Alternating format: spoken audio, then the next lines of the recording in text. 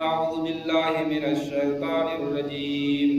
بسم الله الرحمن الرحيم.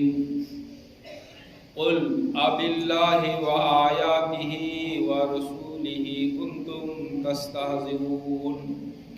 وقال في موضع آخر وأنتم الأعلون إن كنتم مؤمنين. وقال النبي صلى الله عليه وسلم في الحديث لا تزول قدم ابن آدم، في رواية لا تزول قدم عبد حتى يسأل عن خمس: عن عمره فيما أفناه، وعن علمه فيما فعل، وعن ماله من أين اكتسب وفيما أنفق، وعن جسمه فيما أبلى. رواه الترمذی.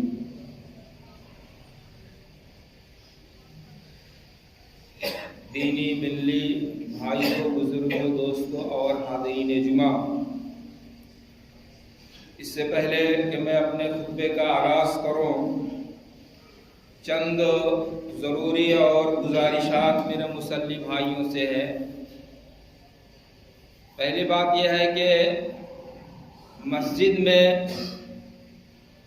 غیر ضروری چیزیں آپ زبان سے نہیں نکال سکتے ہیں، بات چیت گفتگو نہیں کر سکتے ہیں. آپ کے بغل میں مسجد میں کوئی نماز پڑھ رہا ہو، آپ زور زور سے گفتگو کرتے ہیں، غیر ضروری گفتگو. اس سے نقصان ہوتا ہے کہ جو نماز پڑھ رہا ہے ان کے دل میں وسوسہ آتا ہے، ان کے دل میں خیالات جنم لیتے ہیں، ان کو ڈسٹرب ہوتا ہے. تو ایسا آپ نہ کریں اور اپنے نمازی بھائی کو تکلیف نہ دیں. مسجد میں بیٹھ کر غیر ضروری باتیں نہ کریں، یہ قرآن اور حدیث کے خلاف عمل ہے. دوسری بات، کچھ لوگ اس سے پہلے بھی غالباً میں نے کہا ہے، حدیث میں سخت طور پر منع ہے. نماز پڑھتے ہیں اور نماز کی حالت میں اوپر نظر کرتے ہیں، نماز پڑھتے ہیں، نماز کی حالت میں اوپر دیکھتے ہیں. اس سے منع کیا گیا ہے، حدیث میں منع ہے، اور اس کی تفصیل بھی ہم نے اس خطبے سے بتایا ہے آپ کو. یہ قرآن اور حدیث کے خلاف عمل ہے، ایسا آپ نہ کریں. حدیث میں بڑی وعید آئی ہے. محترم حضرات،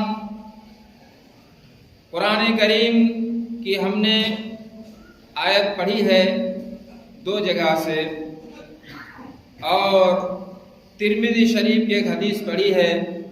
اسی کی توضیح اور تفسیر کریں گے آپ کے سامنے. سب سے پہلی چیز، سورہ توبہ کی جو آیت ہم نے پڑھی ہے آپ کے سامنے 65 نمبر، قُلْ أَبِاللَّهِ وَآيَاتِهِ وَرَسُولِهِ كُنْتُمْ تَسْتَهْزِئُونَ. اس میں اللہ رب العالمین محمد الرسول اللہ کو خطاب کر کے کہہ رہا ہے، اللہ کے نبی آپ اپنی امت سے کہہ دیجئے، آپ اپنے لوگوں سے کہہ دیجئے کہ اللہ اور اس کی آیت، اللہ اور اس کا 30 پارہ قرآن، ورسول ہی اور اس کا رسول یعنی محمد الرسول اللہ صلی اللہ علیہ وسلم کے فرمان کے ساتھ مذاق نہ کیجیے. یہ اللہ رب العالمین نے کہا، قُلْ أَبِاللَّهِ وَآيَاتِهِ وَرَسُولِهِ كُنْتُمْ تَسْتَهْزِئُونَ. کیا اللہ اور اس کی کتاب 30 پارہ قرآن اور محمد الرسول اللہ کی حدیث کے ساتھ تم مذاق کر رہے ہو؟ ایسا نہ کرو. میرے محترم بھائیوں، اور خاص طور پر بر صغیر، یہ بہار و بنگال اور جھارکھنڈ میں عام طور پر اس وقت جلسہ جلوس کا رواج چل رہا ہے. رات 3 بجے تک، کہیں پوری رات، باقاعدہ اشتہار میں لکھتے ہیں کہ پوری رات جلسہ ہوگا، باقاعدہ اشتہار میں لکھتے ہیں. میں نے اپنی نظر سے پڑھا، دیکھا، پوچھا بھی، پوری رات جلسہ لوگ کرتے ہیں. یہ پوری رات جلسہ کرنا اور پھر اپنے آپ کو اہل حدیث کہلانا، دونوں میں بڑا تضاد ہے، دونوں میں بڑا اختلاف ہے. اہل حدیث وہ ہوتا ہے جو 30 پارہ قرآن کے مطابق اور محمد الرسول اللہ کے حدیث کے مطابق اپنی زندگی گزارتا ہے. اہل حدیث وہ ہوتا ہے جس کا نصب العین، جس کی مطمح نظر، کوشش کیجئے گا سننے کا، اور یہ جو آپ سن رہے ہیں یہ عبادت ہے، جلسہ اور میلہ نہیں ہے، یہ آپ کے لیے واجب ہے غور سے سننا۔ یہ آپ کا نصب العین اور آپ کا فریضہ ہے جو اپنے آپ کو اہل حدیث کہتے ہیں۔ اہل حدیث کا مطلب یہ نہیں جو جمعیت اہل حدیث سنگٹھن ہے، اہل حدیث کہنے کا میرا مطلب جو قرآن اور حدیث کے مطابق اپنی زندگی گزارتے ہیں، ان لوگوں کے لیے ایک لمحہ فکریہ ہے، ان لوگوں کو سمجھنا چاہیے۔ گزشتہ 3 دن پہلے میرے پاس 5 آدمی آئے، 2 مولوی تھے اور 3 غیر مولوی تھے، جلسہ کے سلسلے میں۔ میں نے کہا دیکھیے جلسہ میں جاؤں گا لیکن پوری رات کی جلسہ یہ ناجائز ہے، قرآن و سنت کے خلاف ہے، میں نہیں جاؤں گا، اور اس شرط پر جاؤں گا کہ 11 بجے میں آؤں گا، 11 بجے سے زیادہ بیٹھوں گا نہیں، اور 11 بجے سے زیادہ اگر آپ بیٹھتے ہیں تو آپ کے لیے گناہ ہے۔ میں جس طرح اپنے لیے گناہ سمجھتا ہوں میں اپنے بھائی کے لیے گناہ سمجھتا ہوں۔ میں نے کہا تھا گزشتہ جمعہ ہمارے گناہوں کی وجہ سے جہنم کی آگ سلگ رہی ہے لیکن ہمیں احساس نہیں۔ حدیث کے الفاظ میں آپ نے سنا تھا تحترقون و تحترقون، آپ سلگتی آگ میں جلتے ہیں اپنے گناہوں کے سبب، لیکن آپ کو احساس نہیں ہوتا۔ میرے بھائیوں میں جاؤں گا لیکن 11 بجے سے زیادہ نہیں۔ محترم حضرات، جو لوگ جلسہ کرنے واز کہنے والے ہوتے ہیں 11 بجے کے بعد، اور جو لوگ کرانے والے ہوتے ہیں، دونوں کا طریقہ حرام ہے، دونوں کا طریقہ غلط ہے، اور کوئی ماں کا لال نہیں جو ہماری ان باتوں کا اختلاف کر سکے۔ ڈنکے کی چوٹ کہتا ہوں، میں نے قرآن کی آیت پڑھی ہے سورہ توبہ کی 65 نمبر آیت۔ آج دنیا میں فنا ہے، عوام اور خواص کا اعتبار نہیں، ہمیں پیسہ ملتا ہے 40,000 50,000 2 گھنٹہ کہنے میں، ہمیں فکر نہیں کتاب و سنت کی، قرآن اور حدیث کی۔ آتے ہیں مستی کے ساتھ، ہم بولتے ہیں 12 بجے رات کے بعد ہم کو ٹائم دیا جاتا ہے، خوشی خوشی ہم بولتے ہیں۔ میرے بھائیوں، ہم نے بھی جلسہ کیا ہے، 1 سال 30 جلسہ کیے، پیسہ بہت ملا، لیکن اس کے بعد سے ہم نے توبہ کیا، پھر ہم کبھی کسی اور جلسے میں نہیں گئے۔ جلسے میں ان جلسوں میں جاتے ہیں جہاں مصلحت دیکھتے ہیں، جہاں ضروری سمجھتے ہیں، اور کمیٹی کو بول کے جاتے ہیں، ورنہ اس کے بعد 30 جلسہ کے بعد میں نے توبہ کیا، گناہ کا کام نہیں کریں گے، اور اس کی وجہ سے جہنم کی آگ سلگائیں گے نہیں۔ محترم حضرات، اور خاص طور پر کلیاچک کے علاقے میں یہاں روپے پیسے کی بہتات ہے، کیا حلال طریقہ کیا حرام طریقہ، ہر طریقے سے لوگ یہاں پر کما رہے ہیں اور بے جا خرچ کر رہے ہیں۔ میں نے ترمذی شریف کی حدیث پڑھی ہے، اس کی تفسیر میں ہم آئیں گے اور آپ کو بتائیں گے۔ کیا یہ آپ نے مذاق کر رکھا ہے؟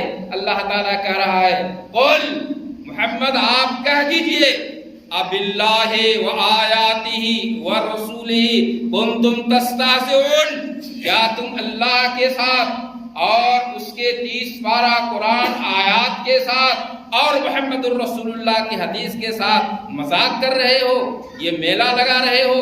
کیا کر رہے ہو؟ یہ اللہ تعالیٰ آپ سے سوال کر رہا ہے۔ اور اس کے آگے جب آپ جائیں گے تو اور کٹھن شبد کا پریوگ کیا ہے اللہ رب العالمین نے، کفرتم، کفر کیا ہے تم نے، اس طرح کا استہزاء اور مذاق کر کے۔ میرے مسلمان بھائیوں، جب آپ سے مدرسہ اور مسجد کے لیے فنڈنگ کا سوال کیا جاتا ہے، بہانہ کرنے لگتے ہیں کہ ہماری تجارت باندھ پڑ گئی، مولانا لاک بندی کی وجہ سے کچھ ہوا نہیں۔ آپ کو حیا اور شرم آنی چاہیے، رات 3 بجے تک کتاب و سنت کی دھجیاں اڑا رہے ہیں، اور وہ بے حیا مولانا لوگ بھی آتے ہیں اور اپنی آواز کہتے چلے جاتے ہیں۔ میرے بھائیوں، میں اپنی آواز دوبارہ دہرا رہا ہوں اور ان لوگوں تک اپنی آواز پہنچا رہا ہوں جو بے شرمی کے ساتھ رات 12 بجے کے بعد بے بانگ دہل چیخ و پکار کرتے ہیں، چلاتے ہیں، شیطانی وعد پہنچاتے ہیں۔ ان میلوں میں، ان ازدحام میں، ان بھیڑ میں اللہ اور اس کی کتاب کے ساتھ مذاق کرتے ہیں۔ 90% آدمی ان کی باتوں کو سنتے نہیں ہیں، وہ استہزاء اور مذاق میں اور دیگر چیزوں میں وقت ضائع کرتے ہیں۔ ایسی صورت میں کیا کتاب و سنت کے ساتھ یہ مذاق نہیں ہوا؟ آپ کو اللہ نے دولت دی ہے، آپ خرچ کیجیے جائز جگہوں میں۔ بہت سے لڑکیاں ہیں شادی نہیں ہوتی ہے، ان غریب بچیوں کی شادی کرا دیجیے۔ بہت سے یتیم بچے ہیں، ان بچیوں کو شادی کرا دیجیے، ان بچیوں کے نام پہ خرچ کیجیے، اس کو ایڈمیشن کرائیے، کہیں تعلیم پر خرچ کیجیے، تربیت پر خرچ کیجیے، مدارس اور مساجد کے ائمہ پر خرچ کیجیے، مدرسوں اور مسجدوں میں خرچ کیجیے۔ یہ جگہ ہے خرچ کرنے کی۔ بخاری شریف کی حدیث، اِنَّ مِنْ أَحَبِّ الْبِقَاعِ إِلَى اللَّهِ مَسَاجِدُهَا، اِنَّ مِنْ أَحَبِّ الْبِقَاعِ إِلَى اللَّهِ مَسَاجِدُهَا۔ روئے زمین کے اندر سب سے زیادہ مقدس مقام اگر ہے تو یہ اللہ کے گھر مسجدیں ہیں۔ اس میں جب آپ سے کچھ سوال کیا جاتا ہے تو غریبان جھانکتے ہیں اور اپنی بزنس اور تجارت کی دہائی دیتے ہیں کہ مولانا ماند پڑ گیا ہے، بازار سرد پڑ گئی ہے، آپ آئندہ لے لیجیے گا۔ جلسوں میں 5 اور 10 لاکھ روپیہ خرچ کرتے ہیں، اللہ کو کیا جواب دیں گے؟ کون سا عمل کر رہے ہیں؟ دین کی بات سننے کے لیے 1 گھنٹہ 1.5 گھنٹہ جمعہ کافی ہے آپ کے لیے۔ اللہ کے رسول صلی اللہ علیہ وسلم نے 63 سال زندگی گزاری، ابو بکر صدیق نے 2.5 سال زندگی گزاری، حضرت عمر نے گزاری زندگی 10 سال، حضرت عثمان نے 12 سال زندگی گزاری، حضرت علی رضی اللہ تعالیٰ عنہ نے 4 سال زندگی گزاری۔ یہ 30 سال دور خلافت جس کو خیر القرون کا دور کہا جاتا ہے، کیا یہاں ضرورت نہیں تھی؟ زیادہ ضرورت تھی کتاب و سنت کی دعوت و تبلیغ کا۔ لیکن کبھی کوئی ایسی مجلس آپ نے دیکھا کہ رات 10 اور 11 کے بعد بیدار رہ کے لوگ اس طرح تماشا کر رہے تھے؟ میرے محترم بھائیوں، میں آپ سے گزارش کرتا ہوں، میرے نوجوان ساتھیوں، میں آپ کو کتاب و سنت کا حوالہ دیتا ہوں۔ مجھے ڈر ہے اللہ رب العالمین کے عذاب سے، اور جس طرح میں ڈرتا ہوں آپ کو بھی ڈراتا ہوں۔ اللہ تعالیٰ آپ سے سوال کرے گا، اللہ رب العالمین آپ سے سوال کرے گا، اس کا کیا جواب دیں گے؟ ہم حدیث کی تفسیر میں آئیں گے، وہاں آپ کو بتائیں گے۔ محترم حضرات، اللہ رب العالمین کہہ رہا ہے، قُلْ أَبِاللَّهِ وَآيَاتِهِ وَرُسُلِهِ كُنْتُمْ تَسْتَهْزِئُونَ۔ اللہ کے نبی کہہ دیجئے، کیا اللہ کے ساتھ، اللہ کی کتاب کے ساتھ اور محمد الرسول اللہ کی حدیث کے ساتھ گستاخی کر رہے ہو، مذاق اڑا رہے ہو؟ ایسا نہ کرو۔ محترم حضرات، صرف ہم آپ کو نہیں کہہ رہے، ہم علماء کو، جماعت کو ہم کہہ رہے ہیں۔ جیسا کہ میں نے آپ کو کہا، میں نے 30 جلسہ 1 سال کیا، بہت پیسہ ملا، اچھا لگا، لیکن اللہ کا فضل ہے، احساس ہوا اور میں نے توبہ کی۔ نہیں جاتا ہوں اور نہیں جاؤں گا انشاءاللہ۔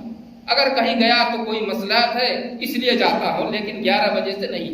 اور میں منع کرتا ہوں، یہ کہتا ہوں کہ گناہ کا کام ہے۔ اس لیے میرے بھائیوں، میں آپ سے گزارش کرتا ہوں، گناہ سے بچیے، معصیت سے بچیے۔ جب گناہ ہوتا ہے تو گناہ کی وجہ سے اللہ رب العالمین کا عذاب عام ہوتا ہے، اللہ رب العالمین کی سختی عام ہوتی ہے۔ محترم حضرات، آپ نے علماء کا حق ادا نہیں کیا۔ بہت سارے علماء ہیں، کتاب و سنت پر چلنے والے ہیں، ان کی حالت سنگین ہے، لیکن شرم و حیا کی وجہ سے آپ کے دربار تک پہنچتے نہیں۔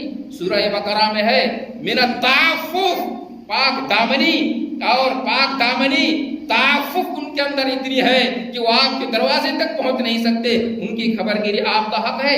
سنیے حدیث، سنیے، شیخ البانی نے صحیح الجامع کے اندر یہ حدیث نقل کیا، من لم یعط حق عالمنا فلیس منا، من لم یعط حق عالمنا فلیس منا۔ جس نے ہمارے عالم کا حق ادا نہیں کیا وہ محمد الرسول اللہ کے طریقے پر نہیں۔ یہ حدیث کے شبد سنیے، من لم یعط حق عالمنا فلیس منا، محمد الرسول اللہ کی حدیث۔ لوگوں، جس نے میرے عالم کا حق نہیں ادا کیا تو اس نے میرے طریقہ کے خلاف کام کیا۔ حدیث کا سب فلیس منا، وہ ہم میں سے نہیں، ہمارے طریقے میں سے نہیں۔ محترم حضرات، عالم کا حق ادا کرنا آپ کے ذمہ ہے، علماء کو زندہ رکھنا آپ کے ذمہ ہے۔ یہ گویا بختہ اور ان مداری لوگوں کا ذمہ نہیں، ان علماء کا جو قرآن اور حدیث کے مطابق چل رہے ہوں، ان کو زندہ رکھنا آپ آپ کے لیے فرض ہے، آپ کے لیے ضروری ہے، رسول کے طریقے کے مطابق ہونا چاہیے، یہ حدیث بتا رہی ہے۔ محترم حضرات، کوئی عالم، کوئی امام جب آپ سے کہے گا تنخواہ بڑھانے کے لیے، آپ نیچے اوپر دیکھنے لگیں گے، جلسوں میں 5 لاکھ خرچ کرنے میں دریغ نہیں کرتے ہیں، اور وہ بے حیا کمیٹی، ان کو حیا بھی نہیں آتی ہے۔ محترم حضرات، کتاب و سنت کی بالادستی سے خود برباد ہوتے ہیں، سماج کو برباد کرتے ہیں، اور جب اللہ کا عذاب آتا ہے تو آپ کی وجہ سے جانوروں کو، بہائم کو، پشو اور پرندوں کو بھی تکلیف ہوتی ہے۔ یہ اللہ کے رسول کی حدیث کہتی ہے۔ قرآن کیا کہہ رہا ہے؟ وَأَنْتُمُ الْأَعْلَوْنَ إِن كُنتُم مُؤْمِنِينَ۔ قرآن کہہ رہا ہے آپ کا مقام اونچا ہے، آپ غالب رہیں گے، لیکن آج دہی دستی کے شکار ہے مسلمان۔ کیوں؟ ان کنتم مؤمنین، اگر آپ مومن ہوں گے تو اللہ رب العالمین نے آپ کا مقام دیا، لیکن آپ مومن بھی ہیں۔ اس وقت جو مومن ہیں ان کا میں آپ کو سنا رہا ہوں ابھی 1-2 ہفتہ پہلے کا واقعہ۔ فلسطین کے سرزمین میں، فلسطین کی سرزمین میں جہاں ظلم و ستم ہو رہا ہے، ہر پڑھے لکھے لوگ سمجھتے ہیں، باپ بیٹا نماز میں کھڑا ہو گیا۔ غور سے سنو جوانوں، اور اپنی طاقت کے بھرم میں جو چاہو کرتے جاؤ، ایک وقت آئے گا کس پر فخر کر رہے ہو؟ یہ طاقت، یہ قوت مٹی کھا جائے گی 24 گھنٹے کے اندر۔ فلسطین کی سرزمین میں باپ بیٹا نماز پڑھ رہا ہے۔ فلسطین کی سرزمین میں ابھی ریسنٹ واقعہ بتا رہا ہوں، فلسطین کی سرزمین میں باپ بیٹا نماز پڑھ رہا ہے۔ یہ اسرائیل دشمن اسلام اپنے شکاری کتے کو ان کی طرف بھیجتا ہے۔ ذرا غور کیجئے، شکاری کتے کا کام کیا ہے؟ پھاڑ چیڑ کر کھانا۔ شکاری کتے کا کام کیا ہے؟ پھاڑ چیڑ کر تہس نہس کر دینا۔ باپ بیٹا نماز پڑھ رہا تھا، شکاری کتے کو اس اسرائیلی دشمن نے بھیجا، جاؤ اس کی طرف گیا، تیز دوڑ کے گیا، دھول زمین سے اٹوٹ اڑ رہی تھی، جب قریب پہنچا دم ہلا کے بیٹھ گیا، جب قریب پہنچا دم ہلا کے بیٹھ گیا۔ باپ بیٹے دونوں اطمینان سے نماز پڑھ رہے تھے۔ ابھی ریسنٹ واقعہ بتا رہا ہوں آپ کو۔ میرے بھائیوں، آج بھی کہو گر ایمان پیدا ابراہیم سا، شاعر نے کہا تھا ابراہیم جیسا ایمان اگر آج بھی معاشرے میں پیدا ہو۔ نمرود کی آگ جل رہی تھی لیکن ابراہیم کا جسم جل نہیں رہا تھا۔ نمرود کی آگ جل رہی تھی لیکن ابراہیم کا جسم جل نہیں رہا تھا۔ باپ بیٹے نماز پڑھ رہے تھے، یہ شکاری کتا تیز دوڑ کے آیا، دم ہلاتے ہلاتے دم دبا کے بیٹھ گیا۔ ایسا لگ رہا تھا کہ ان دونوں کی پہرےداری اور ان دونوں کی حراست اور حفاظت کے لیے کتا پہرےدار ہے۔ محترم حضرات، یہ نہیں، اور آگے آئیے، بیہقی شریف حدیث کی کتاب، بیہقی شریف حدیث کی کتاب کے حوالے سے کہہ رہا ہوں۔ حضرت ابو سفینہ ایک جوان صحابی کا واقعہ بتا رہا ہوں۔ میرے نوجوان ساتھیوں کان کھول کے سنو، جلسوں اور میلوں میں جانے والے جوانوں سنو۔ بیہقی شریف کی 15 جلدوں میں حدیث کی کتابیں ہیں، اور امام بیہقی رحمت اللہ علیہ نے واقعہ لکھا۔ خلاصہ میں بتا رہا ہوں، وقت کم ہے۔ حضرت ابو سفینہ رضی اللہ تعالیٰ عنہ ایک جوان صحابی کہہ رہے ہیں، کنتو مولا لأم سلمہ، میں حضرت ام سلمہ رضی اللہ تعالیٰ عنہ اللہ کے رسول کی 4 نمبر بیوی حضرت ام سلمہ کا غلام تھا۔ اس وقت آدمی بھیڑ بکریوں کی طرف بیچا جاتا تھا۔ حضرت ام سلمہ نے ابو سفینہ کو خرید لیا تھا اور اس شرط پر ان کو اللہ کے رسول کی خدمت کرے چھوڑ دیا تھا، دے دیا تھا۔ حضرت ام سلمہ نے ابو سفینہ رضی اللہ تعالیٰ عنہ کو خرید لیا تھا سعودی عرب کے مارکیٹ میں، اور اللہ کے رسول کے لیے وقف کر دیا تھا کہ یہ نبی کی خدمت کرے۔ جس طرح حضرت خدیجہ نے حضرت زید رضی اللہ تعالیٰ عنہ کو خرید کر اللہ کے رسول کی خدمت میں دے دیا تھا، ام سلمہ نے بھی حضرت ابو سفینہ کو خرید کے اللہ کے رسول کا حوالہ کر دیا۔ ابو سفینہ کہہ رہے ہیں، میں ایک جوان شخص، اللہ کے رسول کا قافلہ نکلا، اللہ کے رسول کی جماعت نکلی، میں پیچھے رہ گیا۔ افریقہ کی سرزمین میں جنگلوں سے دور وہ چلے گئے، میں پیچھے رہ گیا۔ جب بیچ جنگل میں پہنچا تو جنگل کا ایک شیر دہاڑتا ہوا آیا. حدیث میں دو طرح کی روایتیں ہیں. ایک یہ جو روایت میں کہہ رہا ہوں، اور ایک روایت کے اندر ہے کہ مہاساگر سمندر میں کشتی ٹوٹ گئی اور کشتی کے ایک تختہ پر میں بیٹھا اور وہ پانی میں بہتے بہتے وہ ساحل سمندر کنارے میں آیا. جب میں کنارے اوپر آیا تو جنگل کا درندہ شیر دہاڑتا ہوا آیا. حضرت ابو سفینہ کہہ رہے ہیں یہ شیر، جنگل کا شیر جب دہاڑتا ہوا رسول اللہ صلی اللہ علیہ وسلم کی طرف آیا تو کہا تھا یا ابا الحارث انا مولا انا سفینہ مولا لرسول اللہ. یا ابا الحارث انا مولا سفینہ لرسول اللہ. ابو الحارث عربی میں جنگل کے شیر کو کہتے ہیں. اے جنگل کا شیر، پھاڑ چیرنے کی کوشش نہ کرو، میں محمد الرسول اللہ کا قافلہ کا ایک فرد ہوں، مجھ سے پہلے قافلہ گزر گیا ہے، نہیں معلوم یہ چوراہے پہ یہ قافلہ گیا کدھر، میں سمت اور رخ طے نہیں کر پا رہا ہوں کدھر جاؤں. اسلامی تاریخ گواہ ہے جوانوں، شیر دم ہلاتا اس راستے کی طرف چل پڑتا ہے جس راستے سے رسول کا قافلہ گیا تھا، اور پھر یہ ابو سفینہ قافلہ سے جا ملتا ہے. قرآن کہہ رہا ہے فقرؤ ان شئتم وانتم الاعلون ان کنتم مؤمنین. آپ بلند و بالا ہیں، آپ کا مقام اونچا ہے، ہاں شرط یہ ہے ان کنتم مؤمنین، اگر آپ مومن ہیں. آپ کے اندر ایمان کتنا ہے؟ آپ کے اندر ایمان کتنا ہے؟ ذرا ٹٹولیے تو صحیح. آپ کے اندر ایمان کتنا ہے؟ ذرا ٹٹولیے صحیح. میرے بھائیوں، بات کڑوی لگے گی لیکن آپ کے فائدے کے لیے کہہ رہا ہوں. بات کڑوی لگے گی لیکن آپ کے فائدے کے لیے کہہ رہا ہوں. اصل زندگی میں، اصل جہاں عیش کریں گے ہمیشہ ہمیش کی زندگی میں وہاں فائدہ ہوگا. 60-70 سال کی زندگی میں کڑوی لگے گوارا کر لیجئے، برداشت کر لیجئے، وہ زندگی آپ کی ٹھیک ہوگی. کہہ کیا رہا تھا؟ آپ کے اندر ایمان کتنا ہے ٹٹولیے. محترم حضرات، ان کنتم تحبون اللہ فاتبعونی یحببکم اللہ. آپ اللہ سے محبت کرنا چاہتے ہیں، اللہ سے پیار کرنا چاہتے ہیں، اللہ سے پیار کرنے ہی میں کامیابی ہے. لیکن یہ پیار کب آپ کی کامیاب ہوگی؟ جب محمد الرسول اللہ کے مطابق آپ کی زندگی گزرے گی. معمولی سی غلطی سے 70 صحابہ کی جان چلی گئی. معمولی سی غلطی سے 70 صحابہ کی جان چلی گئی. آپ کو معلوم ہے اسلامی اتہاس، جو لوگ گئے ہیں مدینہ، احد پہاڑ کو دیکھا ہے، 70 قبریں ہیں، بورڈ میں لکھا ہے 70 صحابی شہید ہو گئے تھے. 3 ہجری میں ان کو قتل کر دیا گیا تھا، خون سے لت پت ہو گئے تھے. سبب کیا تھا؟ معمولی غلطی. اللہ کے رسول نے کہا تھا 50 صحابہ سے تم لوگ گھاٹی کو چھوڑنا نہیں.